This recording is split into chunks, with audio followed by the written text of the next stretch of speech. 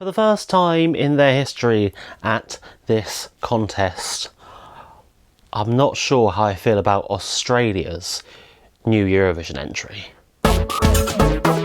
But before we begin, if you are new here, please subscribe. I make videos about all things Eurovision that you'll love. So yes, indeed, on February 26th, 2022, Australia Decides returned, one of my absolute favourite national finals. Good evening, Australia, and good morning, Europe. Australia Decides is back! And of course, we gained a new Eurovision representative, Sheldon Riley. Our winner of Eurovision, Australia Decides, is Sheldon Riley! And honestly, I kind of have my doubts on this one. Now, don't get me wrong, Sheldon is an incredible artist. He is such a theatrical and dramatic performer, and his vocals are just on point. Try to jump on in, but they push away so far away. But for me, the song just feels a little slow. It just doesn't really grab my attention. And the best bit, where he removes his mask and goes all guns blazing, is incredible, but it's way too short. No. And it's a shame, because in those moments I love the song, but for the rest of the time I'm just not 100% sold. And as for our runners up, the televote winner, Voyager. Dreamer, I won't be wasting your time. This performance speaks for itself. It is just incredible. It's this huge synth rock banger that the crowd go absolutely wild for, and that tore the roof off in the process. It was almost like watching a concert performance. It was just so real. I loved every single second of it.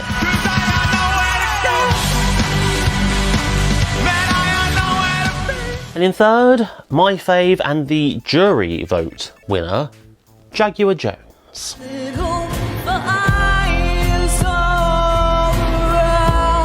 I honestly think she is one of the greatest performers of our time. Her lyrics are so raw and emotional, and it's backed up with this awesome rock beat. And the meaning behind Little Fires just makes it all that more powerful. It's a song about the Me Too movement, an anthem for coming out stronger on the other side. It's stunning.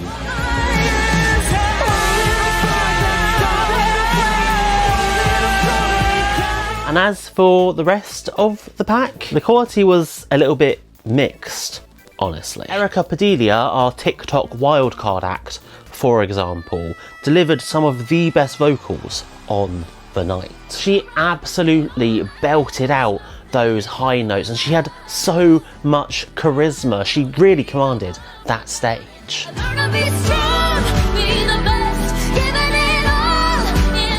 But the song itself was just a little bit average, honestly. It was a little bit Eurovision by the numbers. And then there was Charlie. She delivered this gorgeous ballad that reminded me a lot of Victoria from last year. These stupid boys, they can't fill your void. And there were some stunning visuals in her performance. That was such a moment. And on the flip side, probably my least favourite act of the night, Isaiah and Evie. Their voices just didn't blend well for me. This is all I want, and I hope that you believe that you're my biggest dream in my reality. It almost felt like their harmonies were at odds with each other more often than not, which was a real big shame, because Isaiah in particular has proven himself very, very capable before. But despite all of the ups and downs, I did really enjoy Australia Decides. It's always a really great show. Let's do what we do best and put on a big, bright, sparkly, damn good show. I think I've forgotten just how much the Aussies love Eurovision and how seriously they take it as well. And our hosts, Myth and Joel, oh how I've missed them. They were cracking jokes left, right and centre all evening. We're not taking our foot off the gas just yet. We look like two giant penises. And to top it all off, we were treated to performances by Montaigne and Kano, Europe's three favourite Norwegians, duetting with Australia's most recent act. That was wonderful to see.